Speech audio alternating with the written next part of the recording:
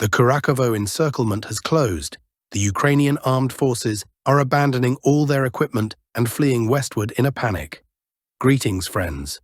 Today we'll discuss the situation in Ukraine as of December 18th, 2024. A huge number of developments have occurred today, so let's get started. Before we begin, I would sincerely ask you to subscribe to the channel. Your subscription greatly supports its growth. Thank you to everyone who has subscribed. Let's start with the northern front. Today, both Ukrainian and Russian sources report the increased transfer of a significant number of battalions from the Kharkiv direction, specifically from the village of Liptsi, as well as from the Krasny Lyman direction, heading toward Kyiv and the Chernihiv region. The units being transferred bear a new tactical marking. I'd like to remind you that several days ago, in December, objective monitoring data confirmed the presence of troops in northern Ukraine, specifically in the Chernihiv and Kharkiv regions. Now, movement has been observed in that direction. If you've been following the official channel of the Northern Forces grouping, an interesting article was recently published about combat operations in the village of Liptsi. The article noted that the Ukrainian armed forces continue to send large numbers of soldiers to die in areas such as Lybok, Lukyantsy and Liptsi on this sector of the front. The author suggested these attacks resemble the process of unit coordination and testing. Lybok appears to have been chosen as a testing ground, where various Ukrainian units and brigades conducted combat coordination. At the end of the article, the author concluded that this area might have been selected for preparing a new group of troops for an upcoming offensive. Now, months later, this puzzle is coming together. We're seeing new tactical markings, reports of unit transfers, and increased activity for the second day in a row along the Bryansk-Sumy border. For example, on December 17th, significant footage surfaced showing Russian drone strikes on UAF positions near the border. These strikes likely targeted saboteurs, infantry, observation points, and temporary deployment locations. On December 18th, additional footage emerged from the same area near the village of Remeshovka, showing Russian artillery strikes. These strikes appear to have targeted Ukrainian sabotage and reconnaissance groups, returning from Bryansk to Sumy. Russian reconnaissance detected them and strikes followed. Something is clearly brewing in this area, with possible larger operations ahead. If we discuss timelines for a potential Ukrainian offensive, it's worth recalling the UAF's effective operations during the Suja Salient last year. The UAF managed to develop their bridgehead and advance to villages like Kurakhovo, Kromskye Baiki, and Bolshoye Soldatskoye within a week. Given that Donald Trump's inauguration is on January 20th, it's reasonable to assume the UAF may launch an offensive after the Christmas holidays. Now, shifting to the Suja Salient itself, over the past 24 hours, Russian units have been very active in this region. The Russian army is advancing in the northern part of the salient and, according to multiple military analysts and cartographic sources, has established control over the villages of Ruskoye Porechnoye and Cherkaskoye Porechnoye. Mopping up operations are currently underway in both villages. The UAF has retreated, and if this information is confirmed, we can expect announcements from Russia's Ministry of Defense or the Northern Forces grouping. Strategically, this operation aims to approach and cut off the railroad running from Malaya Lochnya to Suja. Should the Russian army reach this critical infrastructure, it would greatly increase the chances of encircling UAF units stationed in villages like Nikolskoye, Viktorovka, Malaya Lochnya, Novaya Sorochka, and Orlovka. Moving on to the Volchansk direction, for a long time there were no updates from this sector. However, today, footage surfaced showing Russian assault troops operating in the eastern part of northern Volchansk. In the footage, we see a Ukrainian soldier in the ruins of yet another destroyed building. Russian assault units were tasked with clearing this temporary UAF stronghold. Using an anti-tank mine, they destroyed the UAF's position, and subsequent footage shows Russian troops completing this task. This operation suggests that the territory behind these Russian assault troops is already under Russian control. Based on this, we can conclude that the battle for northern Volchansk is nearing its end. It's likely that by late December or early January, Russian forces will fully clear the ruins of northern Volchansk. At that point, the forces discussed at the beginning of this video may come into play for further operations. Let's move to the Kupiansk direction, which has also been generating a lot of intriguing information. Over the past days and weeks, much attention has been focused on the Russian foothold on the Ukrainian side of the Oskol River, specifically in the village of Dorisha. Both Russian and Ukrainian cartographic services have highlighted this location. Today, on December 18, 2024, the Ukrainian Cartographic Service, Deep State, released video evidence confirming the presence of Russian units in the southern part of Dorisha. The footage shows a Ukrainian drone dropping explosives on Russian positions, and the building targeted is identifiable at a specific location. Based on this evidence, the southern part of Dorisha has been marked as under the control of the Russian armed forces. This development aligns with the broader objectives of the joint Russian grouping, tasked with operations across the salient from Volchansk to northern Kupiansk.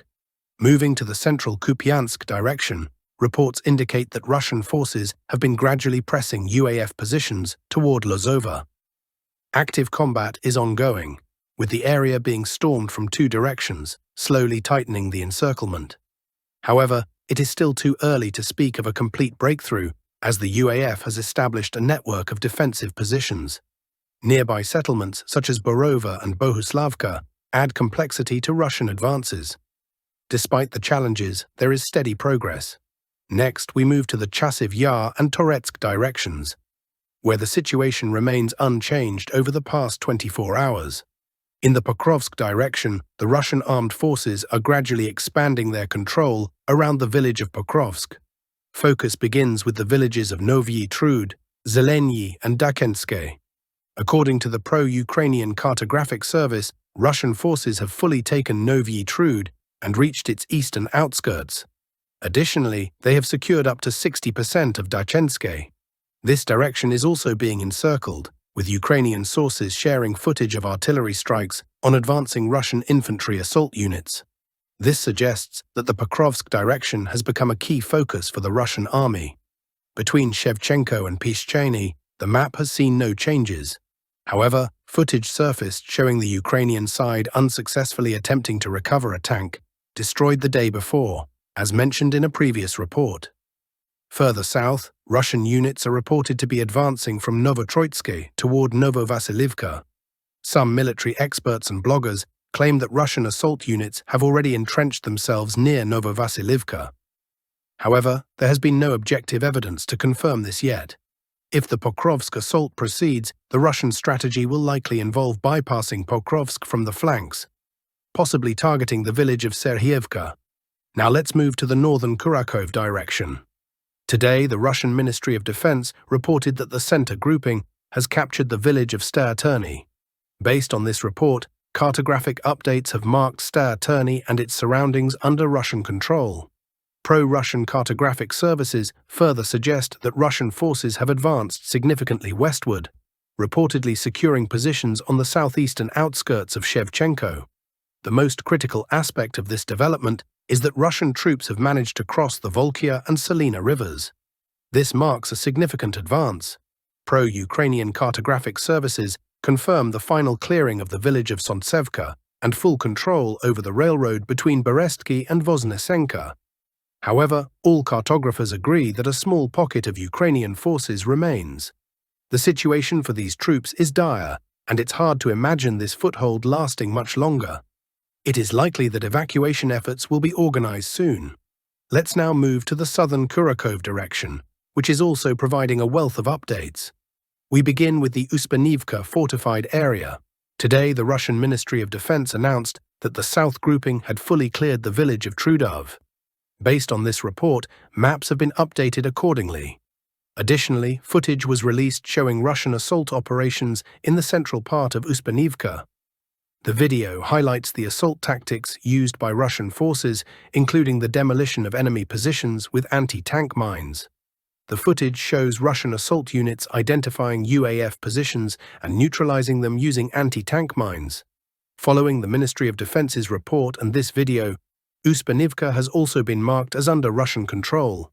It is likely that isolated pockets of resistance still exist in Uspenivka, particularly near defensive positions or on its outskirts.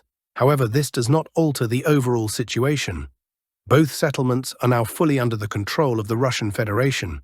Furthermore, today, both pro-Ukrainian and pro-Russian experts, as well as neutral cartographic services, unanimously confirmed that all settlements along the Suki-Yeli River are under the control of Russian armed forces. These include the villages of Konstantinopilska and Haihand. This was corroborated by neutral cartographers.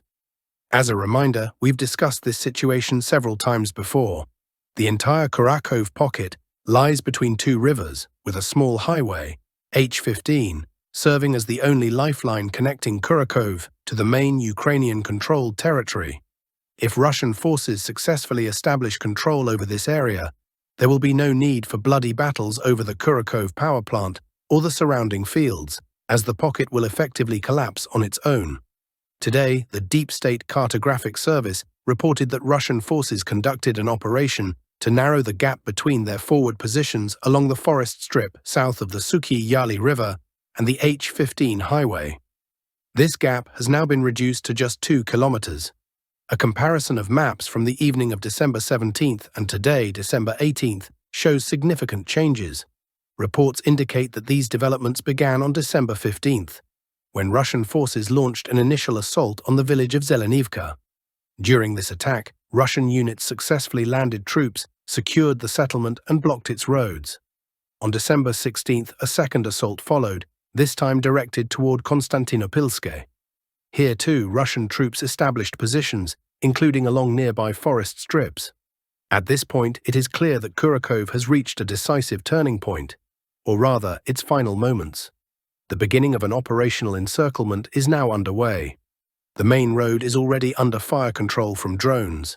Notably, there is growing use of advanced fiber optic drones, which are less vulnerable to interference. With these upgraded drones, the Russian military faces virtually no obstacles in establishing full control over the key supply route. This will inevitably result in severe losses for Ukrainian forces in the Kurakov area.